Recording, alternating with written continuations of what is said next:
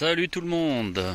Bon, je voulais faire une petite vidéo pour faire un petit peu le point sur ces intempéries qui nous touchent un peu partout en France et qui m'ont particulièrement touché cette semaine, à savoir jeudi 7 juin, où il y a eu un orage terrible qui fait que ma commune a été inondée, et en particulier les maisons du bourg, dont la mienne. Bon, moi, ma maison n'a pas été inondée, mais les dépendances ont été inondées, et donc tout le matériel de jardinage, thermique et compagnie, tondeuse, etc., a été inondé, a été même bousillé, je dirais. Donc il va de soi que c'est le programme AARP, hein. Je vais y revenir vite fait. Avant, je voulais montrer 2-3 trucs pendant que j'y pense. Non seulement Mozart, mais tout ceci va me servir à faire un mur tout à l'heure, juste après cette vidéo. Un mur au bord de la rivière pour plus qu'elle déborde.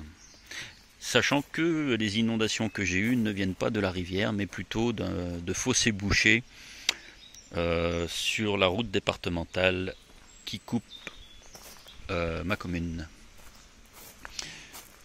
Donc voilà, oui, inondation jeudi 7, j'ai tout nettoyé, j'avais tout rangé correctement et on avait l'impression qu'il s'était jamais rien passé, hein, tout ce qui est boue et tout avait été nettoyé, les graviers remis en place, sachant que je fais des agencements un peu particuliers dans mes graviers, hein, comme vous pouvez le constater. J'avais tout rangé, tout correctement, et la nuit, durant la nuit du même jour, patatras, rebelote, ça a recommencé. Donc j'aime autant vous dire que j'ai la rage, parce que là du coup je n'ai pas encore réaménagé, j'ai nettoyé 2-3 trucs, mais bon. Alors j'ai un nouveau téléphone qui fait des vidéos de meilleure qualité, voilà, largement meilleure qualité, meilleur son. Alors tout n'est pas pourri quand même chez moi, ce terrain là n'a jamais été touché. Voilà, donc je voulais vous montrer un petit peu comment ça commence à devenir beau, notamment ce magnifique lys qui fleurit chaque année. Voilà, les nénuphars qui fleurissent également. On voit dans le fond une petite cabane que j'avais fait pour les canards, avec un faux canard en leurre. Les iris maintenant sont fanés. Là c'est un petit peu en friche, j'ai pas eu le temps de m'en occuper, hein, mais bon, on voit quoi? Oui, on voit ici début de floraison d'agapanthe. Là, voilà. Quelques fleurs particulières également là. Un autre lys qui va pas tarder à fleurir. Des jolies marguerites. Enfin bon, bref, vous avez compris. Cette partie-là reste encore à peu près potable. L'olivier qui a donné des olives l'an dernier, qui va apparemment en donner aussi cette année. Ouais. Les cerises pourries par le gel d'une part et par le mauvais temps de ces derniers temps d'autre part. J'en ai peut-être mangé 5 au maximum, alors que l'an dernier, si vous vous rappelez bien, le cerisier était blindé. Donc voilà, on arrive un petit peu à l'endroit qui a été touché par les inondations chez moi. Jeudi 7 et donc 2 jours après, samedi 9. Vous voyez, la rivière n'a toujours pas retrouvé son aspect normal, à savoir aussi bien son niveau que sa couleur. Voilà, ça commence à décanter un peu, mais c'est pas encore ça. Donc voilà le terrain qui a été massacré par les inondations. Vous voyez un petit peu, hein, c'est de la vase, hein. C'est de la vase. À la base, c'est de l'herbe en dessous. C'est de la vase, il y a au moins 20 cm de vase. Regardez mes pieds. Là, ça va encore à peu près. Mais alors là-bas, j'ose même pas y aller. Il va falloir que je remette tout ça en état, mais j'ai des trucs beaucoup plus importants à faire. En l'occurrence, je vais aller ouvrir à mes poules, parce qu'elles n'ont pas encore été libérées aujourd'hui. Une petite cocotte. Hop. C'est nettement plus important de prendre soin de ces animaux. et de ses plantes. Alors voilà, donc toute cette boue là, toute cette vase a coulé, donc je disais tout à l'heure, de la route qui est juste là au-dessus. On va voir une voiture passer d'ailleurs.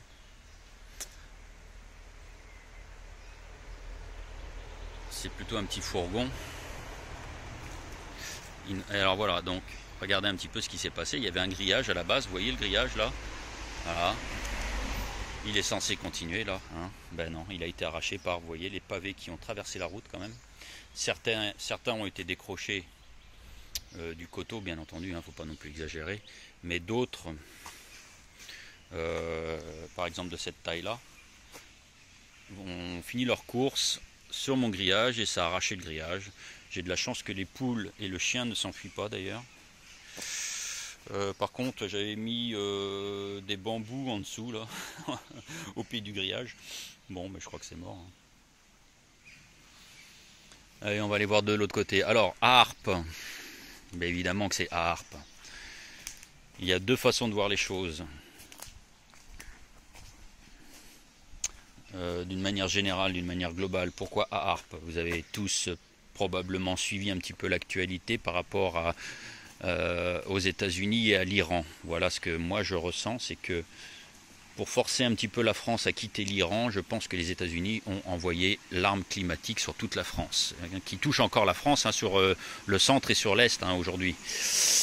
Voilà, je pense que d'une manière globale, pour toute la France, c'est une menace, c'est un genre de menace pour forcer la France à quitter l'Iran.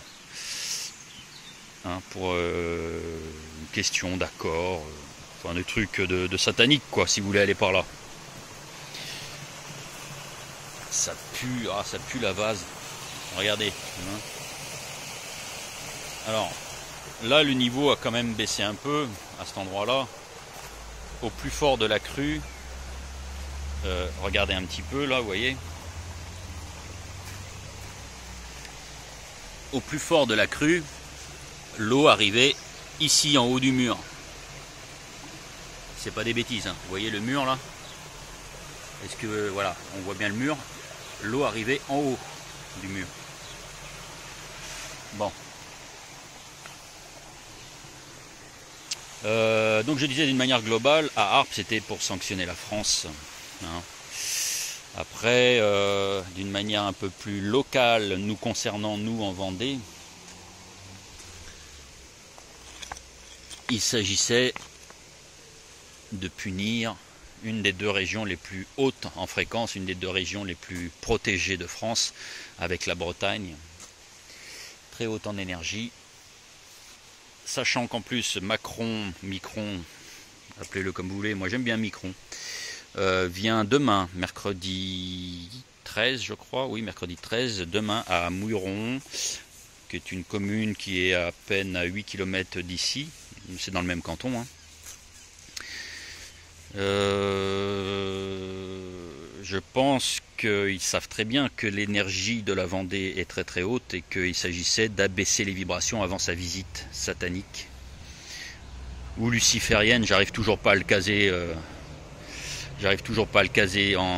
Dans une case luciférienne ou satanique, j'en sais rien. Donc il s'agissait d'abaisser les vibrations bien avant sa visite, hein, bien entendu. Sauf que ça marchera pas. Ça marchera pas, c'est tellement haut que même cette triple crue, cette triple intempérie, parce qu'il y en a eu une autre, mais elle m'a pas touché personnellement. Mais il y en a eu une la semaine dernière également. Donc en une semaine, il y en a eu 3. Donc voilà, un petit peu les dégâts. Donc l'eau pissait à mort ici, là, du haut du mur. Derrière ce mur, derrière cette haie, c'est l'allée, une allée que j'ai chez moi, qui a été complètement ravinée. Vous voyez, donc ça coulait ici, ça rabotait tout le parterre, là, tout, voilà. Enfin, vous voyez de toute façon, hein, la coulée. Sachant que la hauteur que vous voyez de terre ici, c'était la hauteur d'eau. Hein. Vous voyez, là, il y a une double planche ici. La hauteur d'eau était à peu près à la moitié, donc à la première planche.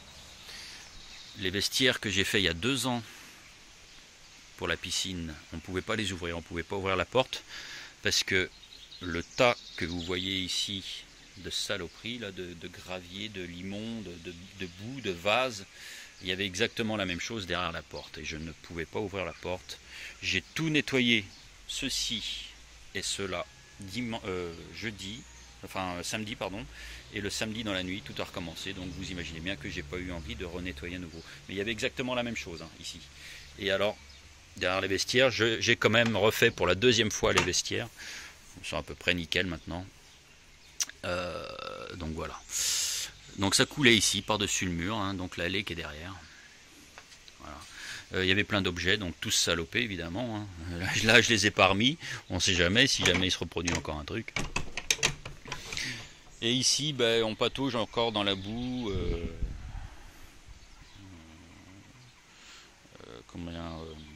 3 jours après, hein, on patauge encore dans la boue.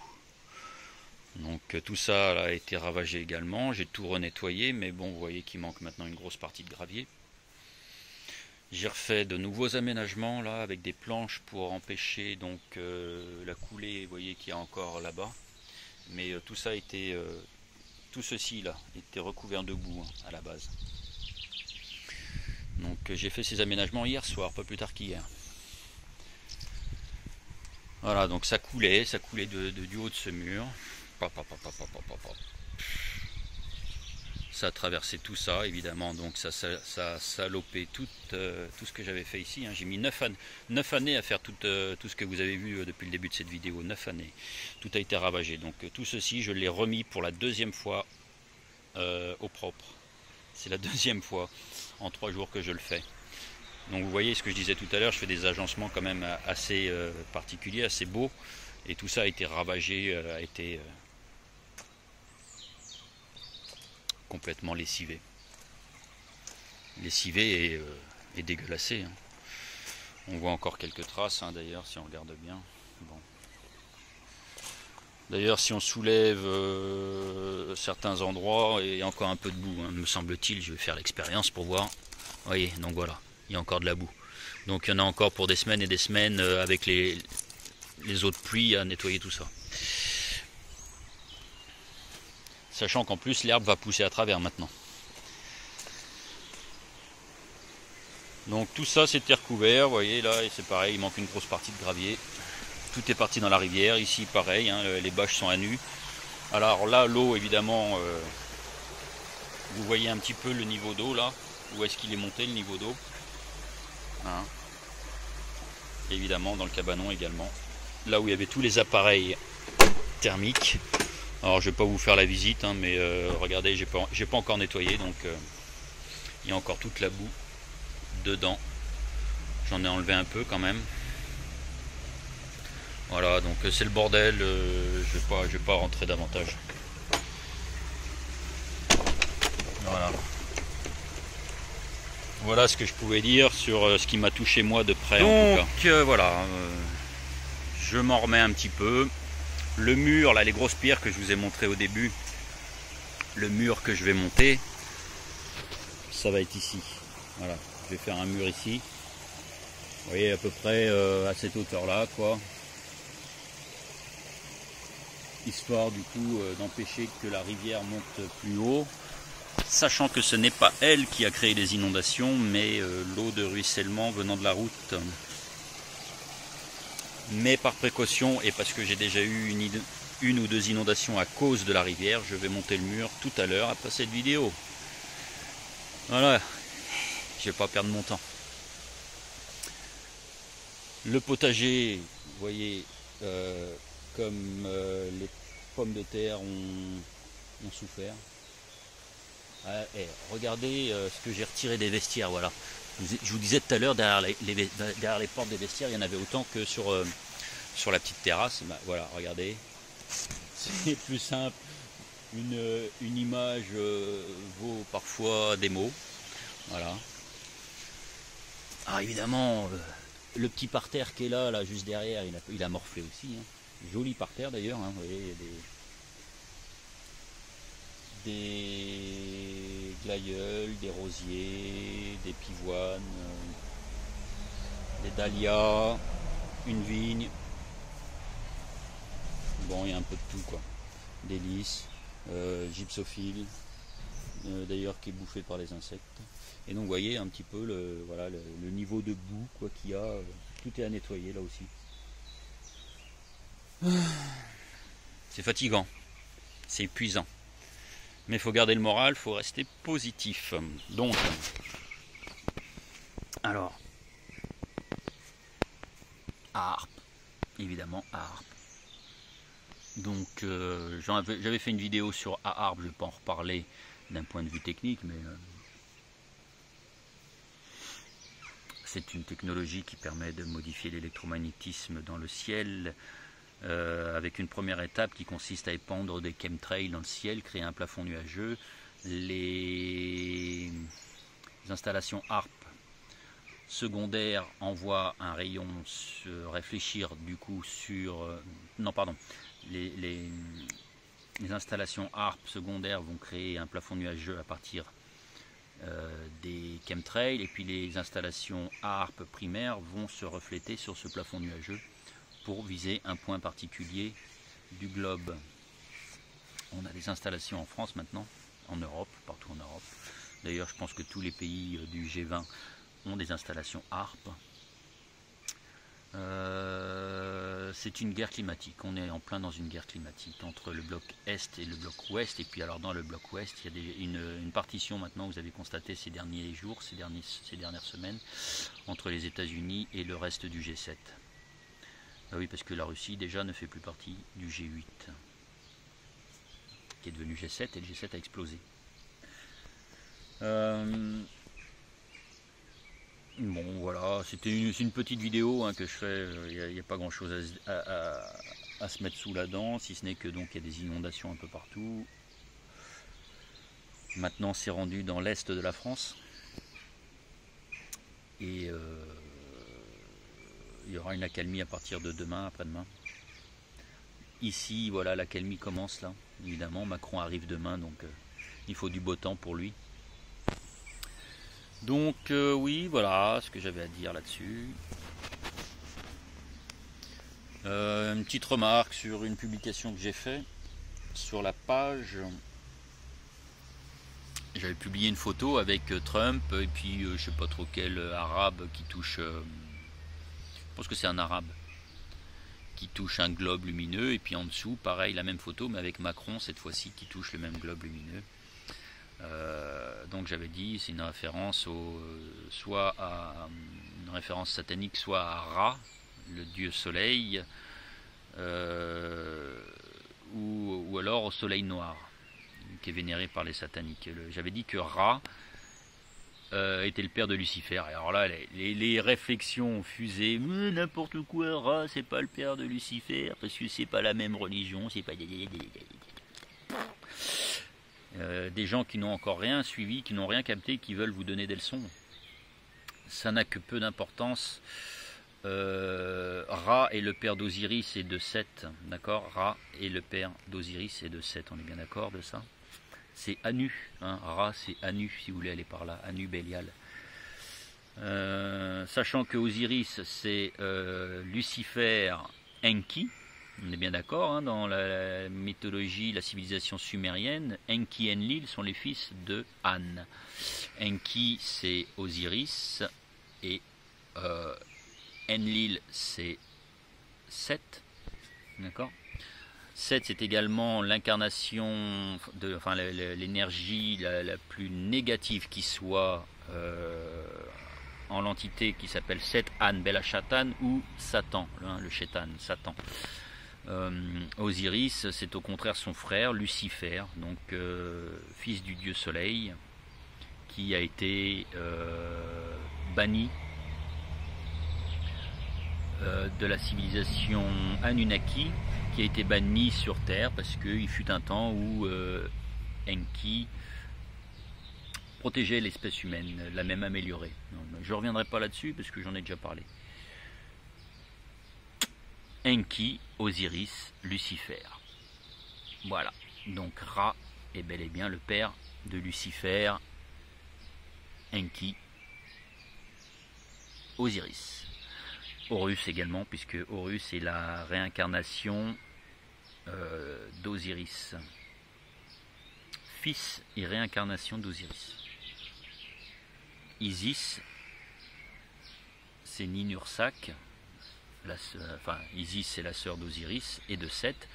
C'est également Ninursak qui est la sœur de Enki-Enlil, la mère d'Horus, bien entendu. Donc voilà, vous retrouvez ça dans toutes les civilisations et toutes les religions. On peut dire également que Enki, Osiris, Lucifer, c'est également Thor. Ah, ben oui.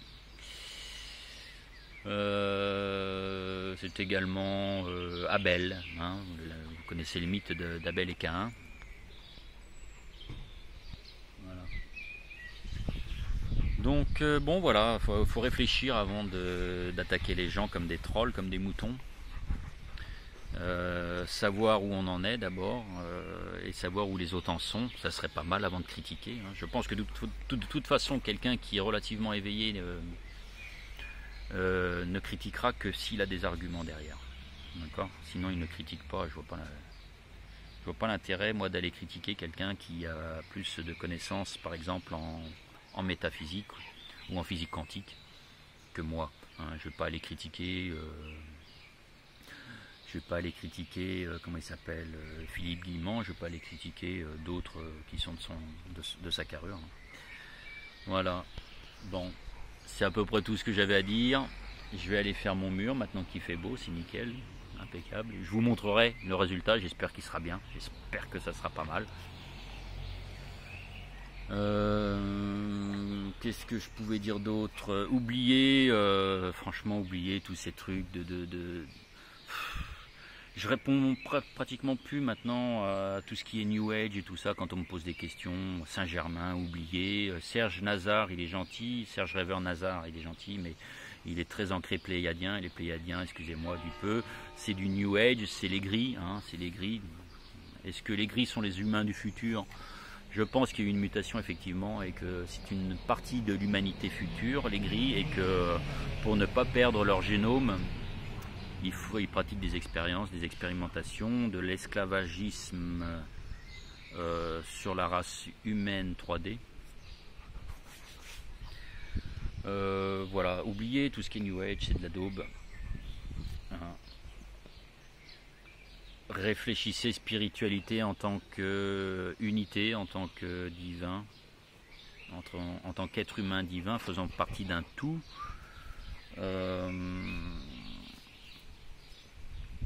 Et puis réfléchissez intérieurement, voilà, tout se passe à l'intérieur. L'univers est à l'intérieur de vous. C'est assez compliqué, tous ces rapports de dimension. Le chien qui vient de me salir le bras. Bah oui, il a les pattes lui aussi dans la vase. Tout est à l'intérieur de vous, l'univers est à l'intérieur de vous, microcosmos et macrocosmos, tout ça c'est la même chose.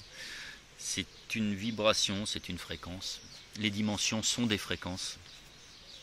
Vous êtes sur toutes ces fréquences en même temps, sur toutes les réalités en même temps, sur tous les univers en même temps. Je ne peux pas dire mieux. Si vous voulez plus de détails, regardez les vidéos précédentes. Certaines portent des noms loufoques. Bon, bah tant pis pour vous, hein, vous tapez toute la vidéo.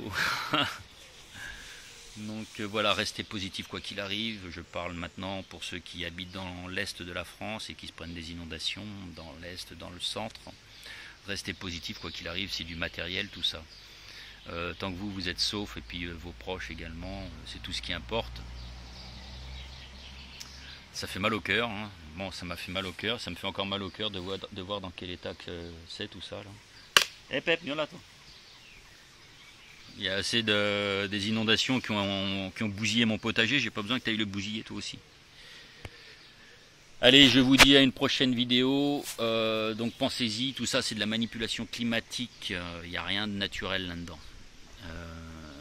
Il n'y a jamais eu d'orage d'une telle fréquence sur une toute petite parcelle de ce monde, autant de jours d'affilée et surtout à des températures non estivales, non chaudes. Hein, on n'a pas dépassé les 23-24 degrés quand il y a eu ces orages. Voilà, donc ils sont arrivés sans aucune chaleur. Par contre, il y a eu des chaleurs locales suffisante justement pour conditionner les orages. Hein. On est capable de créer de la chaleur avec les chemtrails, avec un certain type de chemtrail. On est capable de créer de la chaleur, on est capable de créer de la pluie, du froid également. Donc tout dépend des produits chimiques qu'on va vous foutre dans la gueule ou dans ces chemtrails. Bon, voilà. C'est à peu près tout ce que j'avais à dire pour cette vidéo là. J'essaierai de revenir plus rapidement que ces derniers temps. Ça va pas être facile hein, parce que j'ai du boulot, j'ai beaucoup de boulot. Je vais mettre aussi des bordures dans l'allée pour empêcher que l'eau passe par-dessus ce mur là-bas. Bon voilà, un petit tour d'horizon. Voilà.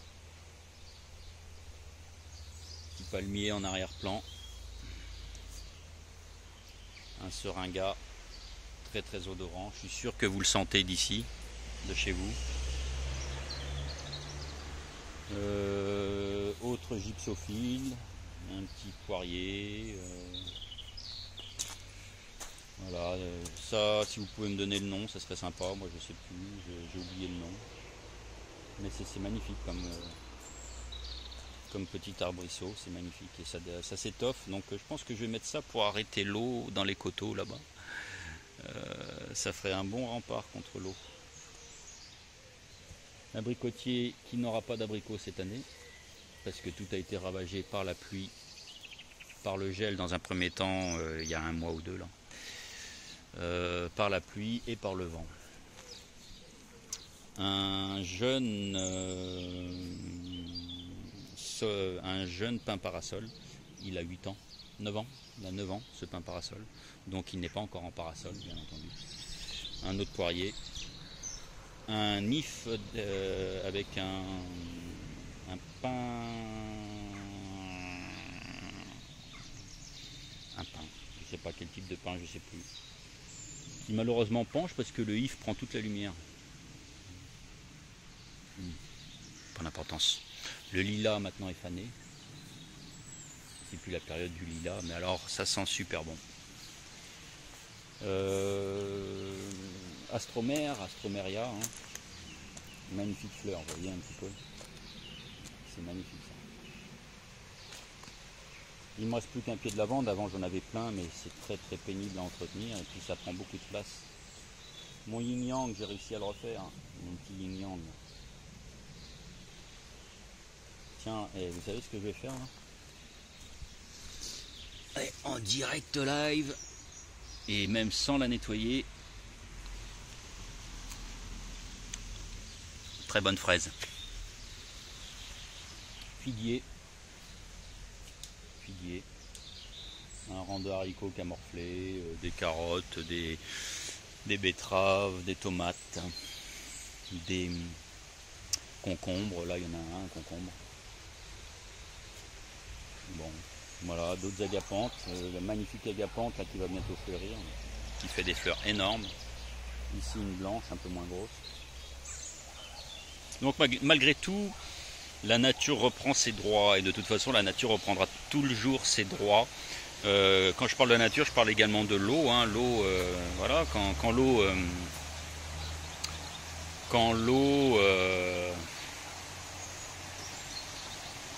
arrive comme ça en trombe et massacre tout sur son passage, c'est qu'elle reprend plus ou moins la position qu'elle avait à l'origine. Il y a eu ces histoires là dans les années 80-90, ces histoires de remembrement où il a fallu détruire plus de la moitié des haies qu'il y a dans les champs. Quelqu'un d'intelligent sait très bien que les haies, ça retient l'eau. Quand il n'y a plus de haies, bah, les eaux lessivent les champs. Mais tout ça, c'était calculé d'avance. Tout ça, c'était prévu pour en arriver là où on en arrive, c'est-à-dire à de grandes inondations énormes. D'accord ? Voire, comme je vous le disais en début d'année, au déluge numéro 2, il y avait d'ailleurs, comme je vous l'avais déjà dit, la une du magazine The Economics de novembre 2017 qui montrait Macron et Trump les pieds dans l'eau, et il y avait marqué le déluge, le retour. Bon, je ne sais pas trop ce que ça veut dire, mais on peut commencer à faire des conclusions. Donc voilà, l'eau reprend ses droits quoi qu'il arrive.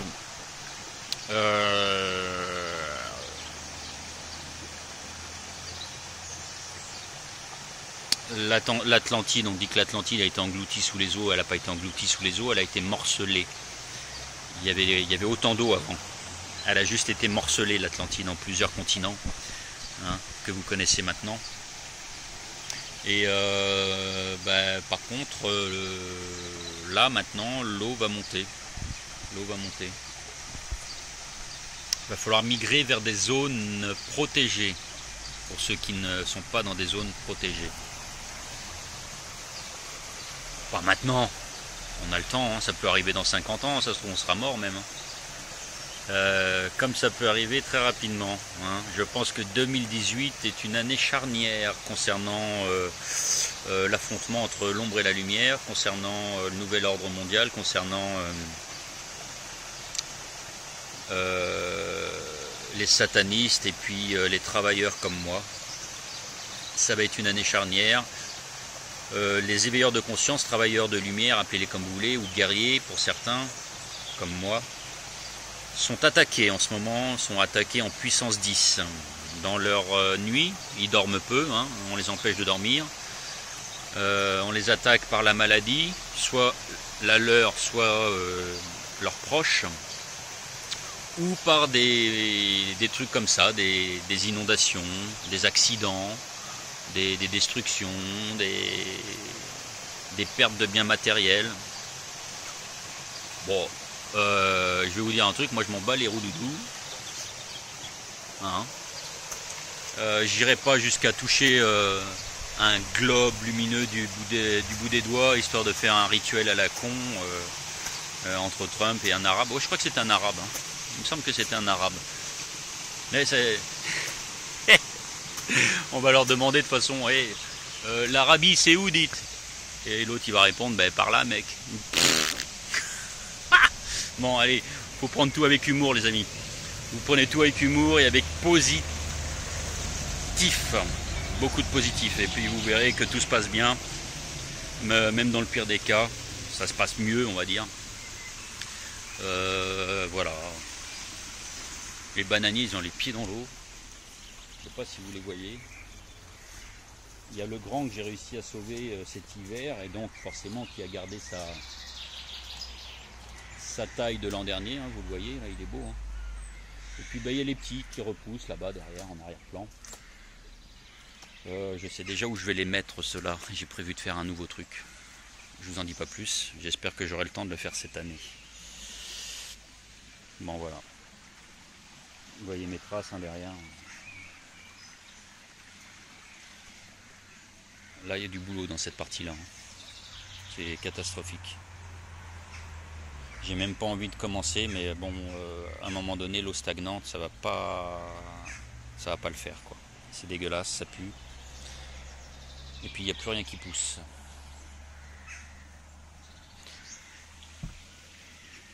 Restez positif. Regroupez-vous un maximum plutôt que de vous diviser. Hein, parce que c'est ce qu'on cherche à vous faire faire, hein, à vous diviser. Voilà, méditez, reposez-vous, videz votre tête. C'est toujours la même chose que je vous dis parce que de toute façon c'est la vérité.